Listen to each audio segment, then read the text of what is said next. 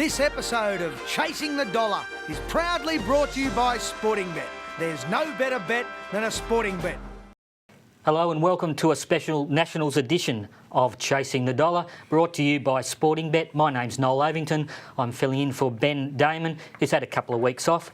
We're going to look at the quaddie legs from Wentworth Park on Saturday night and also the sprint and distance finals of the Group 1 Nationals.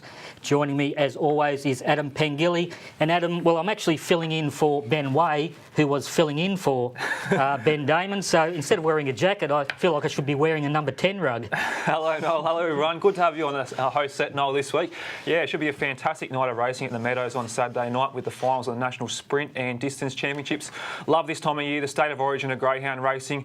Hopefully we can find a few winners. If the early markets are to be believed, the two New South Wales runners have got a huge chance of winning our first national title since 2010.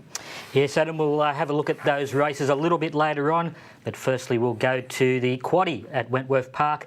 The first leg of the quaddie is race 5. And we have here quite a good field, fairly open race. Number 3, Glamour Pack, has won 6 of 12 starts. She is very smart, has been unplaced at her 3 Wentworth Park starts. Is this a race she can break through in, Adam? Yeah, I think it is, Noel. She's got a fairly good winning strike rate, but there's probably no way to sugarcoat her 3 runs at Wentworth Park so far. They've all been fairly ordinary, but I'm willing to give her one more chance here. She really seems to have developed some sort of complex with the boxes at Wentworth Park, but she doesn't seem to have had that problem at other tracks. She's run really fast time at Gosford, really fast time at Duckdoe, and against this field, probably a lot of those other rivals can't run that fast time that she's capable of, so I'm willing to give her one more chance. A lot of these other pups in the race don't have that early speed, provided she can posse up along the rail somewhere near the leading division and save ground along the rail there. I think she's definitely a winning chance. I'm prepared to give Glamour Pack one more chance. Tizza Gold has an excellent record from the inside boxes and is drawn to get a good run. I thought she ran a really honest race behind Cracking Chain a few weeks ago, and with that good early dash should be right in this race again. The rest of them a bit of a lottery, to be honest, but I paid to forget Rocket Banquet's run last week when she was hampered on the home turn, when looking like she would run on well for second. She's boxed outside a greyhound, which does like to step a little bit right early, which might be a little bit of a concern, but I still think she's good enough to run a place. And Vindictive doesn't win often, but is racing okay. But I'm really keen on Glamour Pack to open up the quaddie on a good note for us. Okay, over to the second leg of the quaddie, race 6. And number 4 here, Royal Sprite. Jane Carruthers said after Royal Sprite won last Saturday night, could be doing his future racing in Victoria. He's very smart, drawn awkwardly, but gee, I think he's got a bit of class on these, Adam. Yeah, I do agree, Noel. Looks like a fairly intriguing race on paper, to tell you the truth, but I'm just finding it hard to look past Royal Sprite. He definitely looks to have the class edge on these, and with even luck, he should be able to win. In his favour is the fact he's drawn underneath Get the Mod, who is a slowish beginner and did run wide on the first turn last week. He should be able to get a saloon passage down the middle of the track, and once he musters speed, I'm expecting him to be far too strong for some of these down the back straight. If he can just camp on the back of Trendy T, I think that's probably where he's going to get a nice run, and he should be able to turn on the afterburners down the back, so he's definitely going to be an on-top selection. Good odds, John, throwing him in for second. He might be exactly that, good odds on Saturday night. If a couple of these greyhounds on the inside of him are a little bit slow to begin, I wouldn't be surprised to see him get the fly down the outside and carve across towards the lead. His record off the pink is pretty good, and he might be worth a little each-way nibble on Saturday night. Trendy T was strong at both ends last week when she savaged the line late. The draw looks to suit again, and she'll be in the firing line without question. And Hero's Return goes in for 4th after last week's winning effort. I'm just a little concerned where he's going to end up off the draw, but I think Royal Sprite is easily the top pick in this race. Okay, the third leg of the quaddie is race 7, and the speed seems to be on the inside here with Pride of Mykonos and Slickum Sun. Should give Gennaro a good run across. He doesn't have a lot of early pace, which does concern me a little bit, but he is fairly strong and he has been racing well, Adam. Yeah, he has been racing really consistently of late, Noel, without winning, but I think he probably gets his chance here. Like you mentioned, he's not blessed with that blistering early speed, but a lack of speed drawn directly either side of him should be able to give him a chance to posse up in a nice, cosy position and then really descend on the leaders late. So I'm going to make him my top pick. I thought he worked home pretty strongly last week, and the form out of some of the races early this month he's contested is standing up okay. Provided he gets a clear shot of them late, I think he can charge over the top, so he'll be our on-top selection. Slickum Sun has some early pace and will be looking to open up a big break from the rails alley. He flew down the centre of the track late last week, and he could probably argue he's even better drawn this week. Pride of Mykonos is probably going to make life a little difficult for him early, but he's definitely good enough to beat off that challenge, and he'll be in the firing line early. Corborn top maps well in this race from the wide draw. He can threaten from the draw as well, and Apollo Rain might need a bit of luck off the draw, but has a huge motor. But I'm really keen on Gennaro to return to winning ways in the third leg of the quaddie. Okay, and the final leg of the quaddie is race 8, and quite a good lineup here. One of my favourite greyhounds, Dainty Banquet, is in the 4G. She's a consistent little chaser. But Dark Assassin returned from a Victorian campaign with a very impressive bull-eye win. I think those two do look the main chances. What do you think, Adam? Yeah, I agree with you, Noel. Probably a good Quinella bet as well on Saturday night. Dainty Banquet has been really good to us on the show over the last few months, but I'm going to go with Dark Assassin as the top pick here.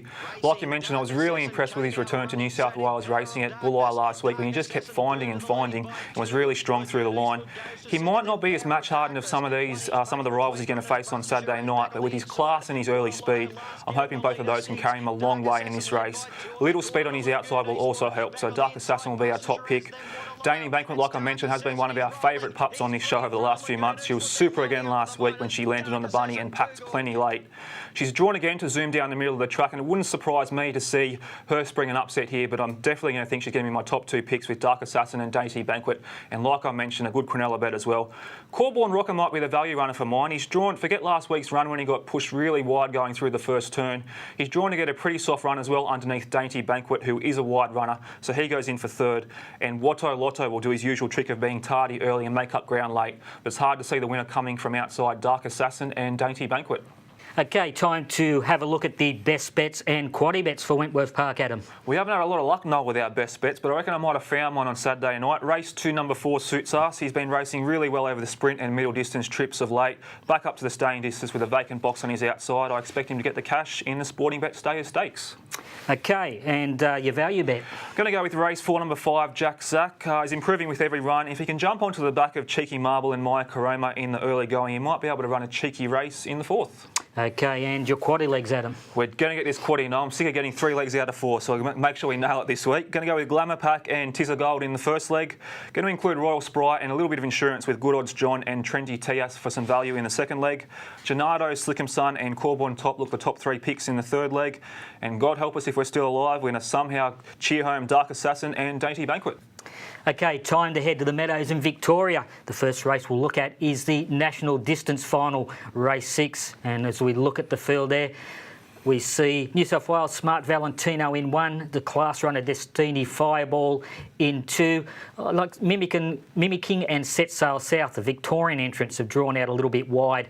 $3.50, we have equal favourites, Destiny Fireball and Smart Valentino. Destiny Fireball is the class runner. Adam, Smart Valentino, interestingly, he's going in without having a look at the track, but Destiny Fireball's class will take him a long way. Yeah, that's the big worry for me, Noel, with our New South Wales runner Smart Valentino. He's going to see the Meadows sight unseen. I'm going to go with Destiny Fireball here. I know he's dominating the betting with Smart Valentino at the moment. I know his run looked really, really plain last week, but you could argue that the national final is actually an easy assignment for him than what he had in the Victorian final last week. Mimicking made him look really ordinary, I thought, last week, and just absolutely zoomed past him on the home turn. But I think Destiny Fireball is going to be a much more tougher proposition from an inside alley. This race looks completely devoid of early speed, maybe save for Magpie Bob. And we know that Destiny Fireball is a much better greyhound when he bounces out of the traps and lands on the bunny and can dictate from in front. I think he's going to get every chance to do this on Saturday night, and with his class, I think it might carry him a long way. So I'm happy to go with the Victorian Destiny Fireball as the top pick. Going to go with the Victorian Quarry as well and throw in Set Sail South. I reckon probably get a pretty soft run here if he can avoid Magpie Bob in the early stages. He shouldn't have to do a heap of work and should be able to find a nice trail towards the lead in the first turn. I thought he was pretty unlucky to be gunned down late last week by mimicking. He'll be doing his best work late and should be in the finish. I've included Magpie Bob for 3rd, much like Destiny Fireball. I think he's a very good greyhound when he gets rolling early. He should be able to carve across from the outside alley and looks well and truly over the odds to mine. I was impressed with his win in the WA final, and while there might be some question marks late, he has the ability to be very competitive in this. And I've only thrown in Smart Valentino for 4th. I know he absolutely sizzled in the New South Wales final a fortnight ago, but I'm just really worried about him not having seen the track at the Meadows before a high-pressure national final like this, so I've just included him for 4th. But going to go with the class in Destiny Fireball. Okay, now we move on to the National Sprint Final, race 8. What a terrific field we have here. Zalia Allen in 1, Zulu Zeus, New South Wales in 2, Rumbling Rick owned by former Australian cricket captain Ricky Ponting in 3, and Paul Licking and Tomac Bale, the Victorians, drawn out a little wide. Now the favourite here, we have Zulu Zeus at 290. Ran a very good trial, 29.79 at the track last Saturday night. His first section was only 5.15. In comparison, Rumbling Rick's first section was 5.05. Is that a problem, do you think, on Saturday night, Adam? Yeah, I think it might present some sort of problem, Noel, but funnily enough, I'm going to go with another Victorian who hasn't been at a peak of late. I'm going to go with Xylee Allen as my top pick in this race. I know last week she got hampered a couple of times at crucial stages by Imrie Bale, but I saw enough of her in the last 50 metres to suggest she's going to have a really good winning chance here. The key for her is that she has to either lead Zulu Zeus, which is going to be a hard task in itself, or be right on his hammer going into the first turn. If he happens to run a little bit wide in that first turn or gets a little bit lost coming out of that first turn, she should be able to save ground along the rail and really motor down the back straight.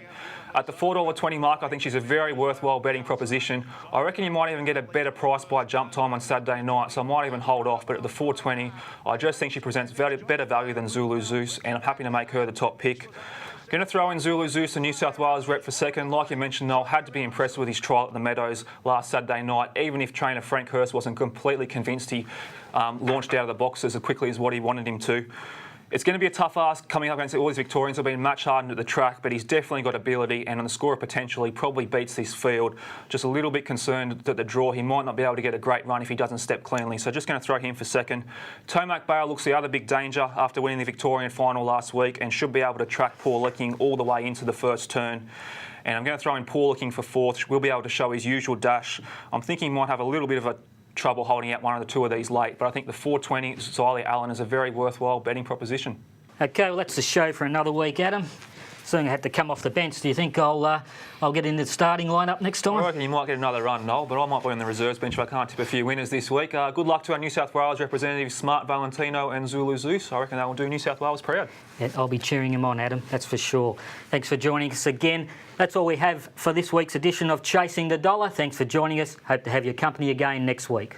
This episode of Chasing the Dollar is proudly brought to you by Sportingbet. There's no better bet than a Sportingbet.